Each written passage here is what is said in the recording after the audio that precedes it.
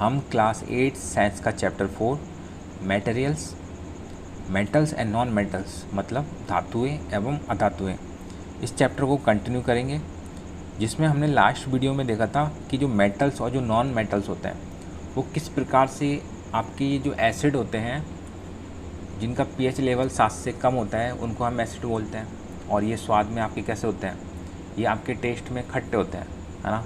तो वो जो एसिड से जब इन मेटल्स और नॉन मेटल्स को रिएक्ट कराया जाता है, मतलब उनकी जब रिएक्शन कराई जाती है एसिड्स के साथ में, तो हमने क्या देखा कि जो आपके नॉन मेटल्स होते हैं वो तो रिएक्ट ही नहीं करते हैं किससे, इन एसिड्स के साथ, पर जो आपके मेटल्स थे जब वो रिएक्ट करते हैं तो क्या क्या प्रोड्यूस करते हैं, हाइड्रोजन गैस को प्रोड्यूस करते हैं, है ना। उनसे क्या उस टाइम क्या निकलती है जब उनमें रिएक्शन होता है, मेटल्स का जब एसिड के साथ रिएक्शन होता है तो हाइड्रोजन गैस प्रोड्यूस होती है, और वो एक पॉप साउंड के साथ आती है, मतलब एक पॉप साउंड प्रोड्यूस होता है, एक पॉप साउंड निकलता है जिसके साथ वो हाइड्रोजन गैस क्या करती है, जलने लगती है। अब देखिए जो फोर्थ पॉइंट है इसमें हम पढ़ेंगे कि जो मेटल्स एंड नॉन मेटल्स हैं उनकी रिएक्शन किसके साथ, बेसिस के साथ। एसिड के साथ पढ़ी ना हमने, अब बेसिस के साथ करेंगे कि जो आपके बेस होते हैं जिनका पीएच लेवल 7 से ज़्यादा होता है वो बेस होते हैं, और जिनका पीएच लेवल क्या है 7 से कम होता है वो सारे एसिड होते हैं।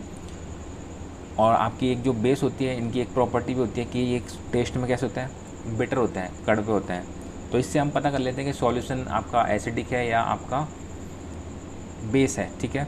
तो इन्हीं बेस से हम क्या कर रहे हैं, रिएक्ट कर रहे हैं किसकी, मेटल्स एंड नॉन मेटल्स की। तो ये आपका टॉपिक 4 है, और जिसमें आपको दी हुई है एक एक्टिविटी जो है एक्टिविटी 4.7। देखिए, to be demonstrated by the teacher. अब ये जो आपको एक्टिविटी करनी है इसमें क्या है, एक शिक्षक के द्वारा, एक टीचर के द्वारा इसको प्रदर्शित किया जाएगा। एक जो टीचर है वो इस एक्टिविटी को प्रदर्शित करेगा, मतलब करेगा। आगे देखते हैं, during the preparation of sodium hydroxide solution, आपको क्या बनाना है, सोडियम हाइड्रोक्साइड का एक सॉल्यूशन बनाना है। सोडियम हाइड्रोक्साइड का फॉर्मूला क्या होता है, NaOH, क्या होता है, NaOH। इसको हम क्या बोलते हैं, सोडियम हाइड्रोक्साइड बोलते हैं। इसका आपको क्या करना है, एक सॉल्यूशन तैयार करना है। तो देखिए, care should be taken that handles that pallets of sodium hydroxide are handled with a plastic spatula. आपको क्या सावधानी रखनी है कि जो पैलेट्स होंगे सोडियम हाइड्रोक्साइड के जो पैलेट्स होंगे उनको हमको हैंडल करना है किसके साथ, मतलब टीचर को हैंडल करना है किसके साथ में करना है, एक प्लास्टिक के स्पैचुला की मदद से ना। प्लास्टिक का एक स्पैचुला होगा, उसके साथ इसको क्या करना है, पकड़ के रखना है किसको, ये जो सोडियम के पैलेट्स होते हैं। ओके, अब देखिए आगे, prepare a fresh solution of sodium hydroxide. अब हम एक्टिविटी को स्टार्ट करते हैं। तो इसमें देखिए सबसे पहले क्या करना है कि आपको फ्रेश सॉल्यूशन को तैयार करना है। किसका है वो फ्रेश सॉल्यूशन, वो सोडियम हाइड्रोक्साइड का।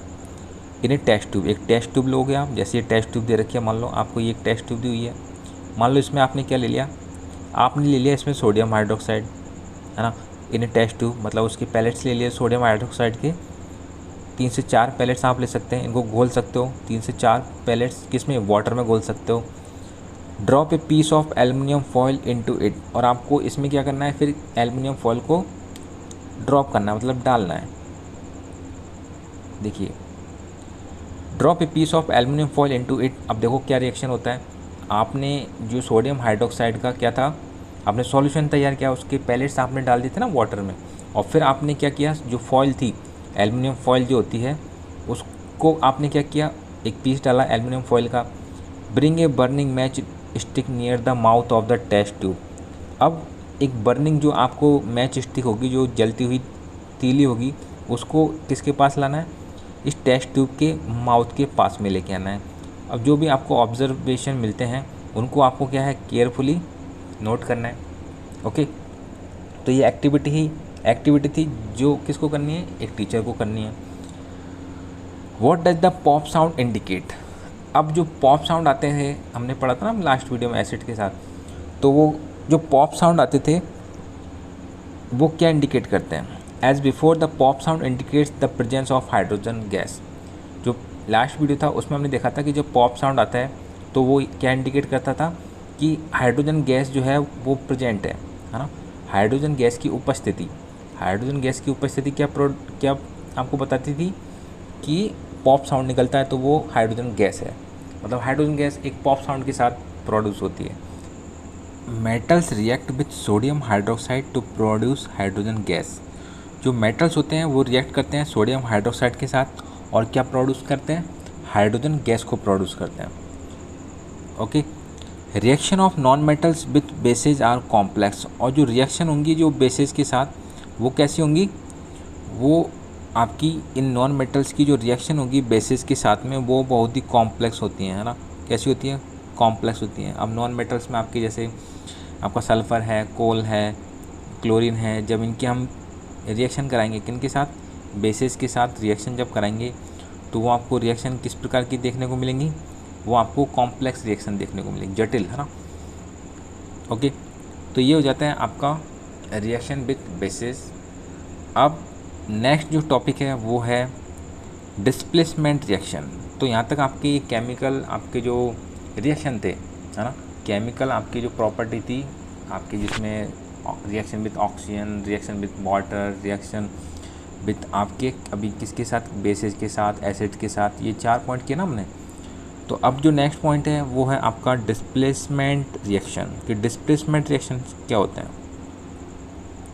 तो जो डिस्प्लेसमेंट रिएक्शन होते हैं उसके बारे में हम इस टॉपिक में कवर करेंगे कि जो आपकी ज़्यादा जो रिएक्टिव जो धातु होती है या मेटल जो होता है, हाँ, वो क्या करता है, वो जो कम या नॉन रिएक्टिव जो मटेरियल होता है उसको क्या कर देता है, वो डिस्प्लेस कर देता है। कौन, जो ज़्यादा रिएक्टिव है, हाँ।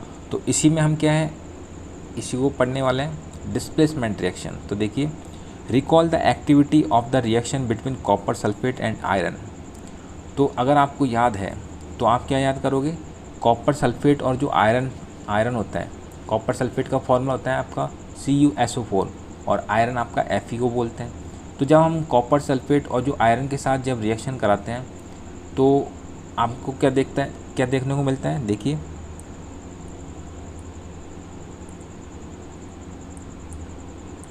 देखते हैं इसमें, परफॉर्म इन क्लास 7। तो ये सारी जो एक्टिविटी थी आपने कॉपर सल्फेट की आयरन के साथ जो रिएक्शन वाली आपको रिएक्शन है वो आपने क्लास 7 में करके देख चुके हैं आप।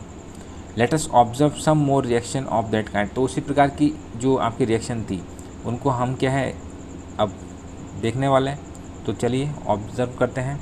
देखिए, अब एक एक्टिविटी दी हुई है, एक्टिविटी 4.8, इसको हम करते हैं, जिसमें आपको क्या करना है, टेक 500 ml बीकर्स। आपको 5 जो हैं ये 5 बीकर्स हैं जो कितने ml के हैं, ये 100 ml के हैं सारे, है ना।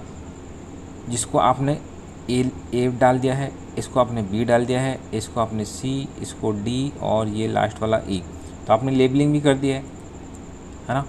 अब देखिए, take about 50 ml of water in each beaker. आपको इनको क्या है, 100 ml का है ना हर बीकर, तो हर बीकर 100 ml का है, तो आपको आधा आधा क्या कर देना है, ये पानी से इसको फिल कर देना है। 50 ml of water in each beaker, dissolve in each beaker a teaspoonful of each substance as indicated. अब नीचे इंडिकेट किया हुआ है कि आपने ये जो आपका ए बीकर है इसमें आपने क्या ऐड किया है, कॉपर सल्फेट को ऐड किया। तो ये इसका पानी का कलर कैसे हो गया, ब्लूइश हो गया, थोड़ा ब्लू टाइप का हो गया। सेकंड में भी आपने कॉपर सल्फेट डाला था, और जो सी है इसमें आपने क्या डाला है, इसमें आपने देखिए क्या डाला है, हम देखते हैं। इसमें हमने डाला है जिंक सल्फेट। क्या डाला है, जिंक सल्फेट। और नेक्स्ट जो था उसमें डाला आयरन सल्फेट, और जो लास्ट है जो आपका ई वाला बीकर है उसमें डाला है हमने जिंक सल्फेट, वापस जिंक सल्फेट। तो देखिए, जिसमें आपने सेम डाला है उनका कलर क्या है, सेम है, इस वाले का सेम है, और ये थोड़ा क्या है आपका आयरन सल्फेट है तो उसका कलर थोड़ा अलग है। ओके, तो ये आपको दिखाया हुआ था। देखिए, उसको डालने के बाद जब आपने ये सारी चीज़ें डाल दी, उसके बाद हम क्या कर रहे हैं, रिएक्शन करा रहे हैं। अब रिएक्शन करा रहे हैं तो देखिए किसके साथ रिएक्शन हो रही है। अब ये जो आपका पहला फर्स्ट जो बीकर है, ये वाला जो बीकर दिया हुआ है आपका, इसमें देखिए इसकी रिएक्शन देखो, बीकर ए वाले की, कॉपर सल्फेट का ये सॉल्यूशन था, है ना। इसमें आपने क्या किया, जिंक के ग्रेनुअल्स डाल दिए। जिंक के आपने इसमें दाने जब ऐड करते हो तो क्या बनता है आपका, ये जो जिंक होती है ये इसको डिस्प्लेस कर देती है, इस कॉपर को डिस्प्लेस कर देती है और क्या बन जाता है आपका जिंक सल्फेट बन जाता है ZnSO4। पहले क्या था कॉपर सल्फेट और बन क्या गया ZnSO4। अब देखिए इसका कलर चेंज हो गया ना, कलर चेंज हो गया इसका, ये ZnSO4 बन गया आपका, तो बीकर था वो चेंज हो गया। इसी प्रकार से जो सेकंड वाला था उसको आप चेंज करोगे तो उसके हम आयरन के साथ रिएक्शन कराएंगे, तो फिर क्या बन जाएगा आपका आयरन सल्फेट। तो जो आयरन होगा वो किसको डिस्प्लेस कर देगा, इस कॉपर को, क्योंकि आयरन क्या है ज़्यादा रिएक्टिव है ना, तो जो ज़्यादा रिएक्टिव होता है वो किसको डिस्प्लेस कर देता है, कम रिएक्टिव को। तो यहाँ पे आयरन ज़्यादा रिएक्टिव है तो वो कॉपर को डिस्प्लेस कर देगा। जो पीछे एक्टिविटी की थी ना हमने कि उससे हमको क्या ऑब्जर्वेशन मिले ना, तो what change do you observe in the various beaker. तो जो वेरियस जो बीकर थे उनमें आपको क्या ऑब्जर्वेशन मिले था ना, यू हैव रीड दैट, हम पढ़ चुके हैं, क्या पढ़ चुके हैं देखते हैं, that one metal displaces another metal, कि जो एक मेटल होता है वो दूसरे मेटल को रिप्लेस कर देता है ना, क्या करता है डिस्प्लेस कर देता है from its compound in aqueous solution. जो एक्वस सॉल्यूशन में जो इसका कंपाउंड होता है उसमें से किसको रिप्लेस कर देता है, एक मेटल से दूसरे मेटल को। इन बीकर ए, जो बीकर जो ए था उसको, ये जो लाइन है इसको देखो समझो क्या कह रहा है कि जो बीकर ए जो मतलब जिंक के जो ग्रेनुअल्स होते हैं replaces copper from copper sulphate, जो कॉपर का जो कंपाउंड था कॉपर सल्फेट उसमें से किसको रिप्लेस कर देता है, इस कॉपर को, है ना। और कौन आ जाएगा यहाँ पे, जिंक आ जाएगा, तो जिंक सल्फेट बन जाता है वो। तो ये इस तरीके से डिस्प्लेसमेंट हो जाता है। That is why the blue colour of copper sulphate disappear, इसलिए क्या हो जाता है जो ब्लू कलर था ना वो किस में बदल गया आपका, मतलब डिसअपियर हो गया। और वो क्यों हुआ था, इसलिए हुआ था क्योंकि जो जिंक के आपने ग्रेनुअल्स डाले थे वो जिंक ने आपके जो कॉपर का जो कंपाउंड था उसमें से कॉपर को डिस्प्लेस कर दिया था।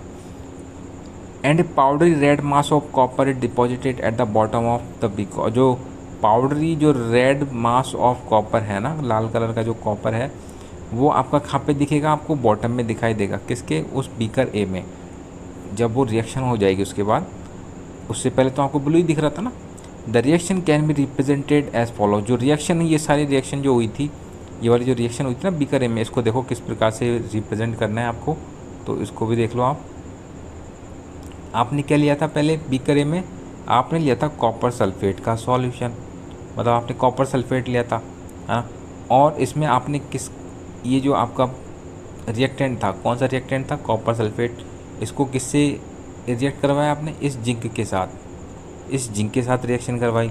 और बाद में जब रिएक्शन हुई, दोनों के बीच में जब अभिक्रिया होती है, रिएक्शन होती है, तो उसके बाद आपको क्या प्रोडक्ट मिलता है, जिंक सल्फेट मिलता है। क्या मिलता है, ये जिंक सल्फेट मिलता है।